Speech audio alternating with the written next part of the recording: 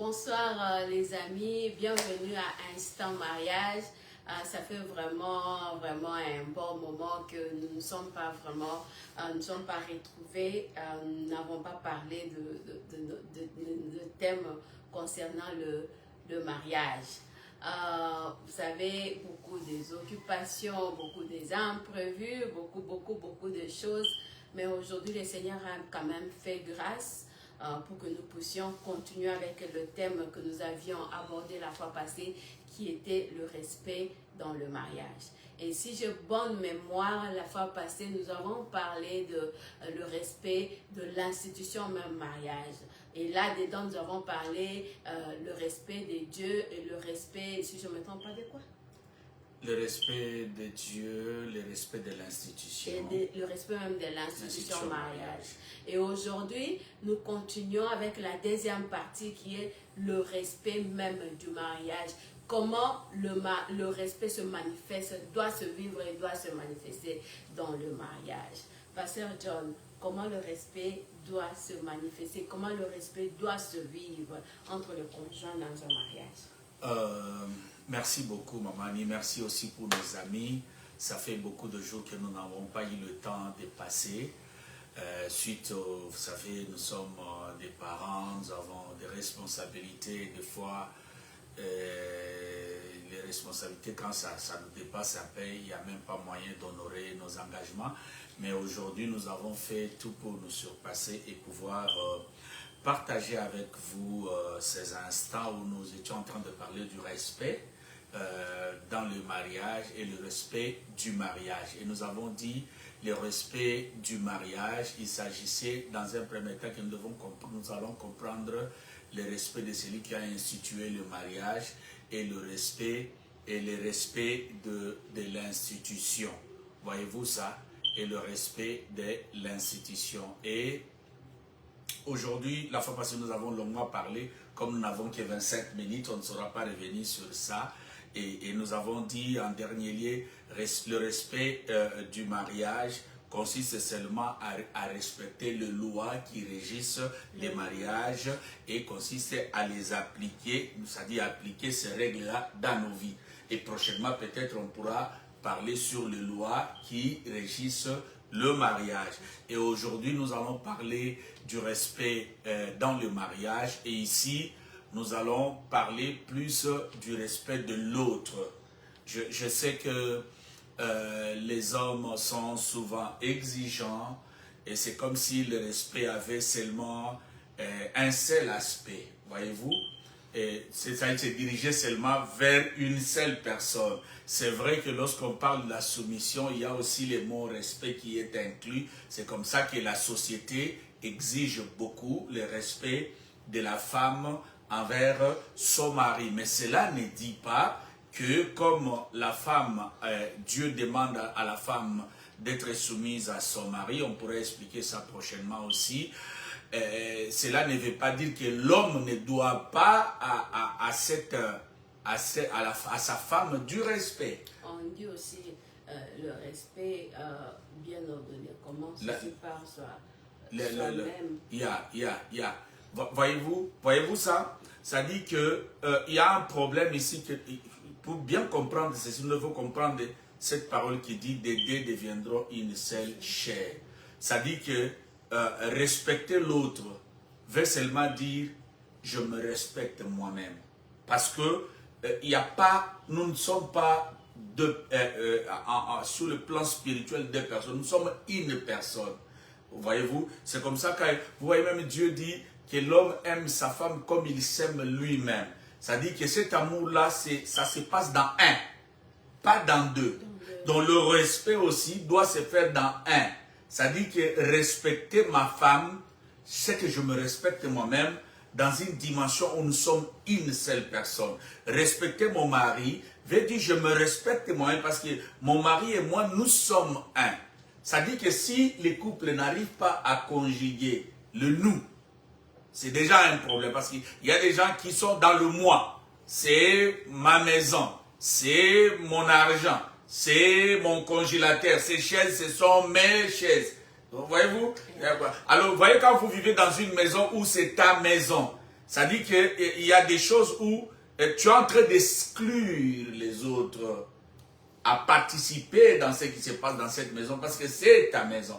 Mais si nous introduisons cette notion de notre maison, ça dit que nous allons faire tous les efforts pour maintenir l'équilibre de cette maison.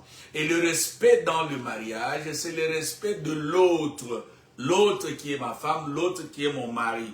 Et c'est là, et si je respecte l'autre, ce que je dois faire, je dois apprendre à protéger sa réputation. C'est-à-dire, je ne peux pas, si j'ai du respect envers ma femme, commencer à parler des faiblesses de ma femme à d'autres femmes. C'est un manque de respect. Quand tu parles à ta famille, tu parles à tes amis des faiblesses de ta femme, tu es en train de le manquer du respect. Quand tu parles de ton mari, tu parles des faiblesses de ton mari dans ta famille, chez ses amis, et tu mets ton mari sur la table de conversation pour parler en mal de lui, c'est un manque de respect. Le respect de l'autre, c'est la recherche du bien-être de l'autre. Le respect de l'autre demande à ce que je puisse protéger l'autre. Le respect de l'autre consiste donc à travailler pour l'épanouissement de l'autre, être disposé à aider l'autre, supporter l'autre, partager mon pain avec lui, les soutenir. Je suis en train de manifester, parce qu'on a dit que le respect, c'est une manifestation de la considération, d'une valeur qu'on donne à l'autre. Hein? Et là aussi, le respect là doit se manifester dans le bon et le mauvais moment, parce que nous voyons aussi aujourd'hui les gens qui se respectent peut-être par rapport à la position de la personne. Peut-être parce qu'il a encore, mon mari, il est capable de travailler, il est capable de pourvoir pour moi. Tu trouves que la femme respecte. Mais il y a aussi des cas où on trouve, si cet homme-là devient invalide, incapable de pourvoir, le respect meurt. Ça va dans tous les sens, chez l'homme tout comme chez la femme. Donc c'est un respect qui doit se manifester, quel que soit le temps, quelles que soient les circonstances. Yes, ça dit que quel que soit les temps, quelles que soient les circonstances, parce que nous sommes mariés pour le meilleur et pour le pire. Ça dit dans le bon moment, je continuerai à respecter mon mari ou ma femme, même si il n'a rien, même s'il n'a pas du travail, parce que ce que nous devons savoir, vous savez, la plupart des conflits qui se passent dans le mariage, les gens n'arrivent pas à anticiper les choses. Ils n'arrivent pas à voir ce qui va se passer demain. Aujourd'hui, par exemple, tu es en train de me dénigrer, de me maltraiter parce que je n'ai pas l'argent. Bon, demande-toi maintenant, le jour où moi j'aurai l'argent que toi tu... Il y a chez nous une chanson, on dit que Namokili tour à tour. Il y a des tours, les tours peuvent changer. Et si ça changeait maintenant, voyez-vous, il y a par exemple ceux qui mon argent, ok, maintenant les jours que tu vas tomber, maintenant, il y a même des femmes, j'ai entendu dire que non, c'est mon argent, tu n'as rien à me dire. Ok, mais les jours maintenant que tu vas par exemple tomber malade, ou tu deviens invalide, et que c'est moi maintenant qui va pourvoir. Même ces hommes-là, vous savez, il y a de ces hommes-là aussi, hein, moi je regrette beaucoup, tu vois, bon, on ne parle pas de l'argent, je ne sais pas pourquoi ce sujet s'est invité. Hein, c'est mon argent, c'est moi qui suis le chef ici, vous devez suivre, ok, c'est bon. Et le jour maintenant que tu tombes malade et tu es incapable de travailler, hein, et que toutes tes économies s'est vidées et que cette femme-là a commencé maintenant à travailler, qu'est-ce que tu vas faire? Nous devons travailler le nous. Alors je voudrais ajouter quelque chose, maman. Qu'est-ce qui tue? Ce qui tue le respect dans le mariage. Ce qui tue le respect, c'est le mauvais caractère. Une personne qui a un mauvais caractère, une femme qui a un mauvais caractère, un homme qui a un mauvais caractère, à un certain moment, ces choses-là finissent par tuer le respect. Que l'autre peut avoir à leur endroit. Un homme, par exemple, ici, en tout cas, je voudrais dire, nous parlons plus des gens qui sont dans le Seigneur, hein, parce que je ne veux pas juger les autres, mais nous parlons pour ceux-là qui sont chrétiens. Ça dit qu'il y a un frère ou une soeur qui a un mauvais caractère dans sa maison, ça finit toujours par tuer le respect. Voyez-vous, il y a la têtutesse. Hein? La têtutesse. Quelqu'un peut vraiment t'aimer, avoir de bonnes intentions, parce qu'il y a certaines femmes, hein, tu ne l'as pas encore épousée, elle te respecte, tout ça. Dès qu'elle entre à la maison, elle a le premier enfant, tout change. Elle devient têtue. Enracinée. Toutes ces choses-là, il y a l'impolitesse aussi. Hein? L'impolitesse tue le respect. La naïveté aussi. Parce que quand on sait, il y a un homme de Dieu qui a toujours dit, lorsque on ne sait pas ce qu'on doit faire, on tombe dans l'abus. Lorsqu'on n'a pas la connaissance des choses, on tombe dans l'abus. Hein? Les erreurs répétées. Tu fais, on te pardonne. Tu fais, oh c'est Satan qui m'a envoyé. Tu sais, ça c'est beaucoup de frères. Hein? Tu vois les frères, tellement qu'il n'est pas converti, il est dans l'impudicité, tout ça dans les adultères. Quand on l'attrape, il dit, oh non, ces histoires-là. Et puis avec la Bible à la maison, des choses qui tuent le respect. Il y a les infidélités. Hein? Les infidélités répétées à un certain moment. Et ça tue le respect. Le mensonge, voyez-vous, les vols. Moi, je connaissais quelqu'un qui avait son fiancé et il volait l'argent dans le sac de son fiancé. Tu vois un peu ça? Ces histoires-là, donc, même si on te prenait là, un mari qui vole l'argent. Moi, je connais, hein, il y a des femmes, non, à mon agambuso, à mon ikambongo, failliba, bah, yebio déjà. Tu es dans ta maison, c'est ta femme. Tu as un problème. Mais dis-lui, je veux cet argent-là, je vis ça. Mais pourquoi tu voles? Quand tu voles, ou bien une femme qui vole, hein, tout ça tue le respect. Et je voudrais aussi dire, on te respectera par ton sens du devoir. On te respectera par ton sens de responsabilité. Voyez-vous? Les sens de... Quand tu se prends tes responsables, on va te respecter. C'est-à-dire, quelqu'un, par exemple, pour ça je parle de l'homme et de la femme, hein, je viens donner un exemple, par exemple, et tout ce qui est à ta charge, tu ne peux pas subvenir à cela. À un certain moment, quelle est ton utilité?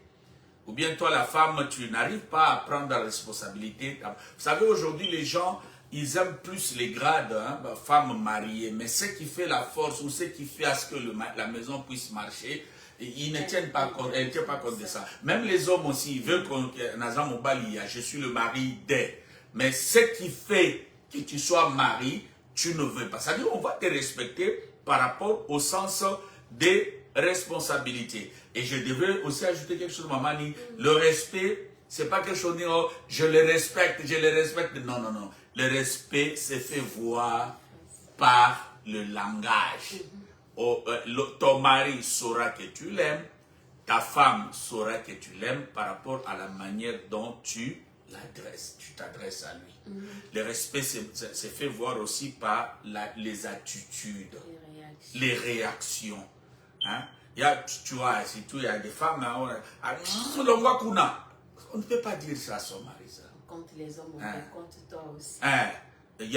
Non, d'ailleurs, tel que je suis là, tu sais quand tu es une femme, tu dis toujours à ton mari, d'ailleurs, quand moi je sors à l'extérieur, les hommes me draguent, tout ça, je suis une belle femme. Ça, c'est un manque de respect notoire. Et j'ai entendu aussi un autre homme parler de sa femme, hein. Tu vois, cette femme ici, c'est la plus basse des femmes que je puis aimer dans ma vie, hein. Et toutes ces femmes-là, ce n'étaient pas ses femmes, c'était ses concubines. Mais elle, là, la mère de ses enfants, il a ce langage-là. Ça, c'est un manque de respect notoire. Le respect, c'est fait voir par la considération. Quelle est la place que tu mets ton mari? Quelle est la place que tu mets ta femme devant tes parents, devant ta famille? Et une fois, j'étais en train de donner conseil à un jeune couple, je les ai posé cette question. Toi qui es en premier, dis que c'est ma famille. Mais ce que j'ai aimé la réponse de la femme a dit, moi c'est mon mari. Frère, ne te détrompe pas, quand tu te maries, ça devient autre chose. Qui vient en premier? Il y a d'abord Dieu, en deuxième c'est ta compagne ou ton compagnon. C'est lui qui est en premier. Hein? La place dont tu mets l'autre. La façon de répondre. Ça, tu dois avoir, nous avons parlé l'autre fois du langage, tu dois avoir, on ne répond pas à son mari n'importe comment. On ne répond pas à sa femme n'importe comment. Mes amis, vous devez savoir que les gens ont des cœurs. Les gens ont des cœurs et les cœurs des gens ne sont pas fabriqués en pierre. Ce sont des pierres en chair. Tu dois apprendre à contrôler ton langage quand tu parles à ta femme, quand tu parles à ton mari. Il y a même des choses pour des futilités. Tu es disposé à parler mal, à blesser. Non, non. Nous avons parlé dans les attitudes, dans les réactions aussi, mais aussi le respect se fait voir surtout quand tu es heurté. Hein, quand il y a un problème, tu es en colère. C'est à ce moment-là, voilà pourquoi je vous ai donné, vous avez introduit ce principe dans votre maison. Par exemple, moi, nous et ma femme, nous sommes convenus, même si nous sommes en colère, nous ne devons pas toucher la personnalité de l'autre, nous ne devons pas toucher les faiblesses de l'autre. Je suis en colère, je ne suis pas d'accord, on reste dans ce cadre-là. Je ne peux pas transcender cela parce qu'il y a des hommes, lorsqu'il y a un conflit, ils commencent à parler sur les faiblesses corporelles de sa femme. D'ailleurs, tu es comme ça, d'ailleurs, tu es comme ça. Il y a aussi des femmes, moindre problème, nous discutons sur l'argent, mais ça peut tomber sur l'histoire des corps, l'histoire des faiblesses, l'histoire de comment il est incapable de se satisfaire au lit, tout ça. Ouais, voyez-vous tout ça? Donc, on transcende des choses. C'est-à-dire que quand tu es heurté, le respect t'exige à contrôler ton langage. C'est possible. Yeah. C'est possible, avant de parler, de tourner sa langue 7 fois. Il y a même quelqu'un dans la Bible qui a demandé à Dieu, Seigneur, mets une garde sur ma langue. Mets une garde. Pourquoi? Pour que quand je vais dire quelque chose, que je puisse dire quelque chose qui ne va pas détruire l'autre. Tu vois un peu ça? Yeah. Et elle se manifeste par des réponses. Ils ont dit, maman kalunga, naba ta kalunga. Hein? Il y a des tata kalunga. Donc, vous savez, quand tu lui dis ceci, il te pas. Tu dis pas, pas. Ça dit qu'ils ont des langues, des machettes. Donc, le respect se manifeste par des réponses. La Bible dit qu'une réponse douce calme la fureur. Hein? On peut soit te poser une question bizarre ou te faire quelque chose qui n'est pas, mais quand tu réponds, cherche à faire ça avec beaucoup de douceur. Parce que tu risques de créer des conflits là où il n'y avait pas de conflit. Hein? Surtout quand tu es en colère, les maris, donc tu peux facilement les faire. Non. Même ta femme, non, c'est pas comme ça. Il faut toujours avoir cette douceur, communiquer cette paix-là dans la manière même de répondre. Et beaucoup de gens ne tiennent pas compte de ça. Et le respect aussi se manifeste quand on reproche l'autre. Quelqu'un, ton mari ou ta femme peut être dans le respect, avoir fait quelque chose. Donc, tu dois le reprocher avec respect. Vous savez, tout reproche qui est fait dans le respect, dans l'amour, amène la paix et amène la personne à comprendre. Mais lorsque tu le fais avec des humiliations, tu reproches quelqu'un avec des humiliations, la colère, manque d'amour, le manque de respect, en tout cas, ça va pas aller, ça va créer encore des problèmes. Maintenant, pour terminer, je voudrais parler du respect spécifiquement de la femme par rapport à son mari. Et le vendredi prochain, si Dieu nous fait grâce, nous allons parler maintenant du respect de l'homme vis-à-vis de sa femme. Alors, je vais aller rapidement. Ce que vous, les dames, vous devez savoir, c'est que vous devez savoir que tout ce que l'homme cherche chez toi. J'ai toujours dit, il y a 3 choses qui intéressent l'homme. 1, c'est la nourriture d'en haut. 2, c'est la nourriture d'en bas. Bon, vous les grands, vous devez comprendre cela. On n'a pas le temps d'expliquer cela. Et en 3e lieu, le respect. Un homme aimera vivre avec une femme qui le respecte. Un homme responsable aimera mieux vivre avec une femme qui le respecte que de vivre avec une femme qui a l'argent. Yeah. Tu vois bien. J'ai vu beaucoup d'expériences qui se faisaient, je vous avais déjà parlé de ça, où on demandait aux hommes quel genre de femmes ils veulent. Ils veulent. Mais quand on pose aux femmes, presque toutes les femmes voulaient des hommes qui étaient riches, qui avaient l'argent. Je ne dis pas que toutes les femmes sont comme ça. Mais tout ce que l'homme cherche, c'est une femme qui le respecte. Alors, parmi les règles que tu dois introduire dans ta vie, je connais des femmes qui ne touchent pas à l'ego d'un homme. Si tu veux le perdre, si tu veux, tu vois, le cœur de l'homme est bizarre. Quelqu'un peut être avec toi, mais il t'avait déjà quitté, ça fait longtemps.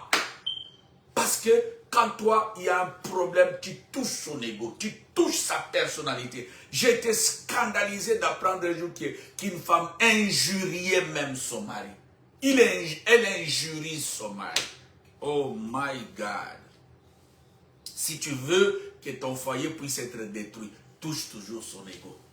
Tu verras et tu seras étonné. Hein?